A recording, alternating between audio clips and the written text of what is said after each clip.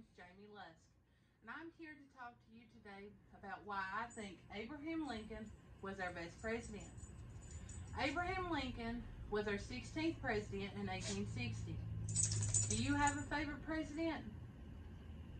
I'm sure you do, but before he became our leader, History.com said Lincoln's political ambitions began in 1832, when he was only 23 years old. He ran for Illinois' House of Representatives. Even though he lost the election, 2 years later, he was elected to the state's legislation as a member of the Whig Party, where he publicly announced his disdain for slavery. In 1847, Lincoln was elected to the U.S. House of Representatives. On January 10th of 1849, he introduced a bill to abolish slavery in the District of Columbia. The bill did not pass, but did open the doors for later anti-slavery legislation. Before I speak more about his political career and why I think he's the best, I have another question. Why do you think they called him Honest Abe? Well, as my research shows, at GreatAmericanHistory.com, when he was a young store clerk in New Salem, Illinois, when he would shortchange people, he would make sure that they got their money back. He would shut the doors down and he would hand deliver the money. I would like to say that there's a lot of people that would do that, but I can't, especially this day and time. But anyways, people recognized his integrity and were soon asking him to act as a judge or mediator in various contests, fights, and also arguments. According to Robert Rutledge of New Salem, and I quote, Lincoln's judgment was final in all that was the region of the country. People relied implicitly on his honest integrity and impartiality. Where he was considered to be honest, it helped him win 4 consecutive terms in the legislature. Later on, he decided to move to Springfield. Lincoln started his law practice there. At the time, it was hard for him because people thought lawyers were dishonest. Even to this day, I'm sure people still think that. Lincoln would tell potential lawyers, and I quote, resolve to be honest at all times and all events. And if your judgment you cannot be an honest lawyer, resolve to be honest without being a lawyer. Choose some of your occupation rather than one of the choosing of which you do. Endurance, content, consent to be brave, unquote. And on November 6th of 1860, voters in the United States went to the polls for the election. That ended up with Abraham Lincoln being our president. Right after the Civil War started during 1863, while the war was going on, Lincoln made West Virginia a state. He was hesitant at first, and then the Willey Amendment was introduced. And the amendment states that if a slave born after July 4th of 1863 shall be free, all slaves within the state who shall be adored be under the age of 10 shall have to work until they reach 21.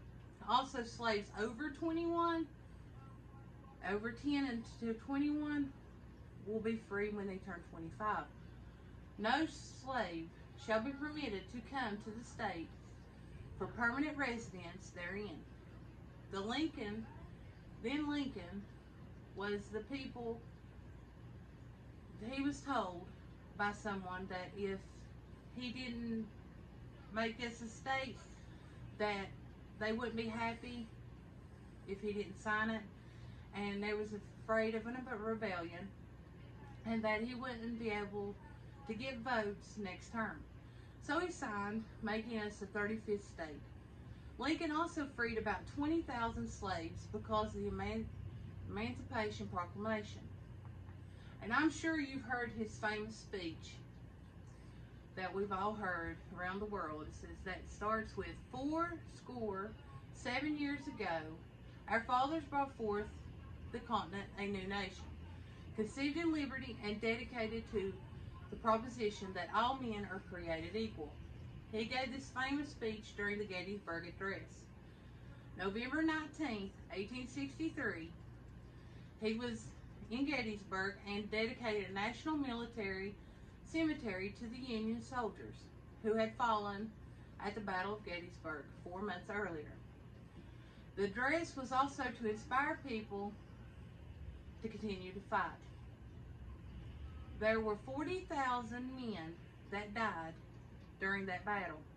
Thousands have been buried on the battlefield in a Hadkov mass grave, but later exhumed and reburied in a cemetery park. Then in 1865, he was the instrument in the passage of the 13th Amendment, which made slavery unconstitutional. Lincoln was our first president to be assassinated. History.com stated that John Wilkes Booth was going to kidnap Lincoln at first, but decided to kill him. And on April 14th, 1865, Lincoln and Mary, his wife, went to the Ford Theater to watch a show. While there, Booth shot Mr. Lincoln. Soldiers carried Lincoln from the theater down to the street of Peterson family's boarding house. Abraham Lincoln died the next morning, April 15th of 1865. Soldiers quickly removed his body for an autopsy and prepared for the funeral. And at 11 a.m. that same day, Vice President Andrew Johnson became our 17th president. Booth was evil for killing a great man. Abraham Lincoln didn't have enough time to do more great things. Sky was the limit for him. There is so much more I could say about this wonderful leader, but I won't. And when you have time and you're sitting around doing nothing, research him. Abraham Lincoln was wonderful. I'm sure you would find more amazing things than I have so far. And I would like to thank you for your time, and have a nice day.